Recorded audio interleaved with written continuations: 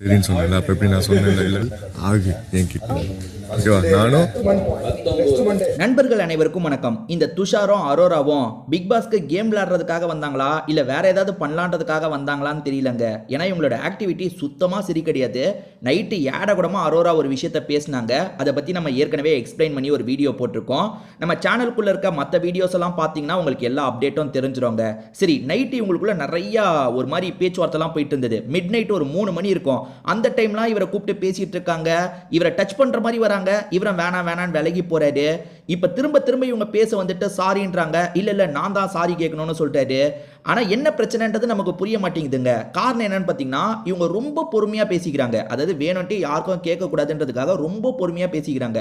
ரொம்ப பொறுமையா பேசுறாங்கன்னா என்ன மாதிரி பேசிப்பாங்கன்றதை நீங்களே யோசிச்சுக்கோங்க. இப்ப காலையில உட்காந்து பேசுறாங்க.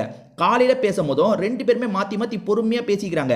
நேத்து நைட் ஏதோ நடந்திருக்கு பாத்தீங்களா, இவங்க 2 பேருக்குள்ள சண்டைன்னு சொல்ல முடியாது. 2 பேருமே வந்து அப்புறமா பேசிக்கலாம் விலகி போனாங்க.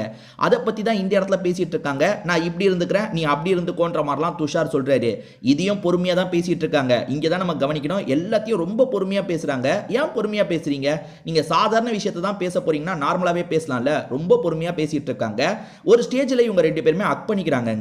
அப்படி அக் பண்ணும்போது இந்த துஷாரோட முகம் நமக்கு விசிபிளா தெரியுது. ஆனா அரோராவோட முகம் விசிபிளா தெரியல. அரோரா வந்து இவரோட கழுத்துல கிஸ் பண்றாங்க போல. ஏன்னா வந்து மைக்ல லைட்டா ஒரு முத்தம் கொடுத்தா ஒரு சவுண்ட் கேட்கும் பாத்தீங்களா, அந்த சவுண்ட் கேக்குது. டக்குன்னு இவனோட முகம் கொஞ்சம் மாறுது. இவன் அப்படியே கொஞ்சம் விலகி போன மாதிரி இருக்கான். இவங்க 2 பேருமே பிக் பாஸ்க்கு வந்து என்ன பண்ணிட்டு இருக்காங்க, என்ன பண்ண சொன்னா என்ன பண்ணிட்டு இருக்காங்கன்னு தெரியல. இந்த துஷார் கேப்டனாவும் சரியில்லைங்க. கேப்டனா ஒன் சைடா தாங்க இவன் கேம் விளையாடுறான். என்ன தெரியுமா, அதாவது கனி, சபரி, நிறைய பேர் இருக்காங்களா அந்த கிச்சன் ஏரியால, எஃப்ஜே, அதுக்கப்புறம் அந்த கேங்குக்கு நம்ம ஃபேவரா போயிடலாம். ஏன்னா பார்வதி வில்லியா ப்ரொஜெக்ட் ஆயிட்டாங்க. அப்ப பார்வதியை நம்ம அடிச்சாதான் கரெக்டா இருக்கும். இவங்களுக்கு சப்போர்ட் பண்ணி போலாம், பார்வதிக்கு அடிக்கலாம் அப்படின்ற ஒரு மைண்ட் செட்டுக்கு வந்துட்டான். இது பேக் ஃபயர் தாங்க ஆகும். ஏன்னா வந்து பார்வதி போன வாட்டி அடி வாங்கினதுனால தொடர்ச்சியா அவங்கள டார்கெட் பண்றது தெரியுதுல மக்களுக்கு. பார்வதி சைடு சப்போர்ட் பண்ண ஆரம்பிச்சிருவாங்க. இந்த கேங்கை போட்டு அடிப்பாங்க. இனி வர வாரங்கள்ல பாருங்க, இந்த கேங்ல இருக்க எல்லாருமே ஒவ்வொருத்தரா பயங்கரமா எக்ஸ்போஸ் ஆவாங்க.